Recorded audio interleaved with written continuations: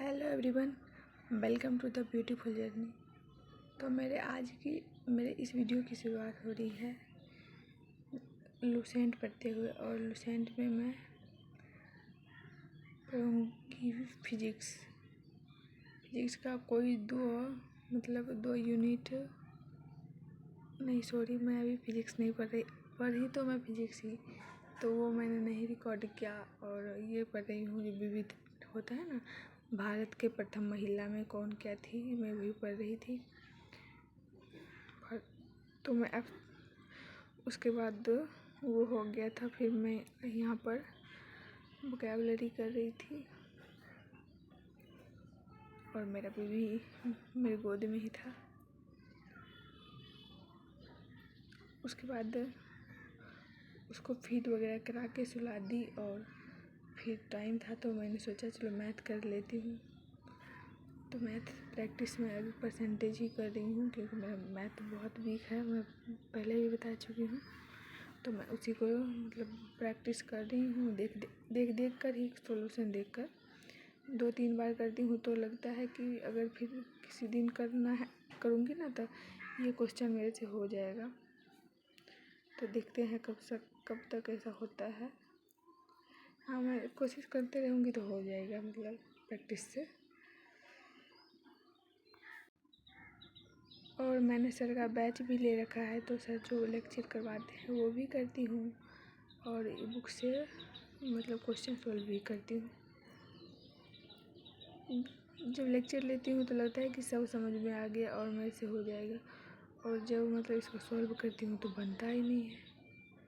अभी मैं परसेंटेज में 88 नंबर क्वेश्चन कर रही हूँ और परसेंटेज में लगभग जो मेरे पास बुक है उसमें कम से कम 350 क्वेश्चन है भाई साहब।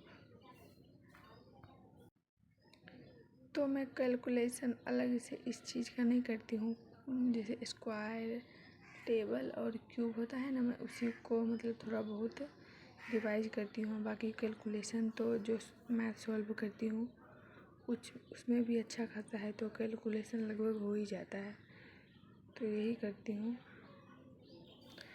और फिर पूरा जितना सोची थी उतना नहीं हो पाया और मेरा बेबी उठ गया था, तो फिर मैं इसको क्या करूँगी, गोद में रखूँगी जब तक ये खेलने ना लगे।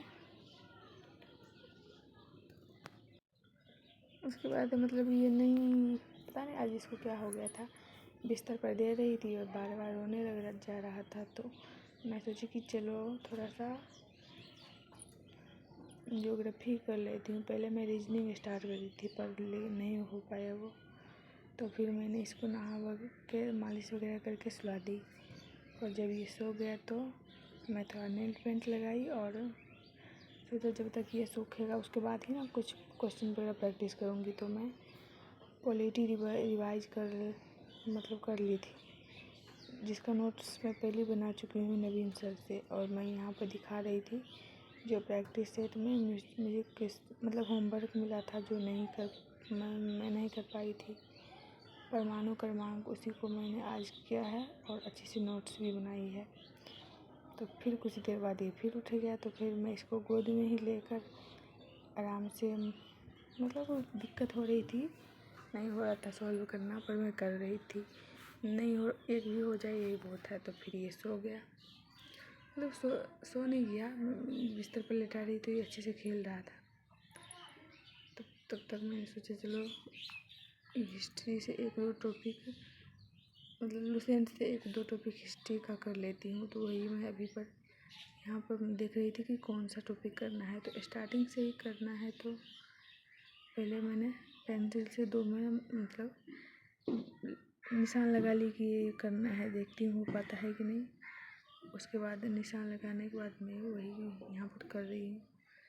उतना समझ में नहीं आ रहा है, तो देखते हैं अगर लेक्चर वगैरह यूट्यूब पर तो फिर समझ में आ जाएगा, लेक्चर वगैरह देखूँगी तो। लेकिन मैं उससे पहले एक बार अच्छे से पढ़ लूँगी, एक लाइन बाय लाइन अच्छे से 1-2 बार दोहरा कर, उसके बाद मैं लेक्चर लूँगी। तो मुझे यकीन है कि मैं अच्छे से समझ पाऊँगी। तो फिर हिस्ट्री में कोई दिक्कत वगैरह नहीं आएगी।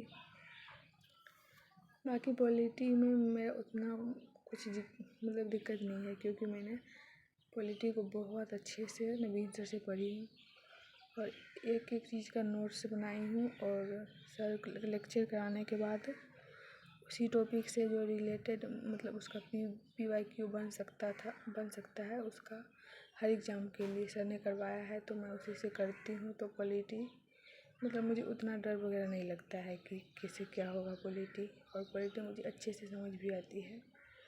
तो वही उसके बाद मैं यहाँ पर रीजनिंग का मतलब मैंने कहीं पढ़ा था कि जिस एग्ज़ाम की आप तैयारी कर रहे हो, तैयारी करने से पहले आपको उसके अच्छे से सिलेबस पता होने चाहिए। सारे सिलेबस तो मैंने डाउनलोड करके रखी हूँ। तो रीजनिंग का और स्टैटिक जीके का नहीं था, तो उसी को मैंने वहाँ पर लिख ली हूँ। और मैंने आपको बताया था कि मेरा इंग्लिश भी बहुत वीक है, तो मेरे पास जो वॉल्यूम 1 है वो समझ में नहीं आ रही है। तो फिर मैंने उसका नोट्स बनाना शुरू की। और फिर ये मतलब सुबह का क्लिप है।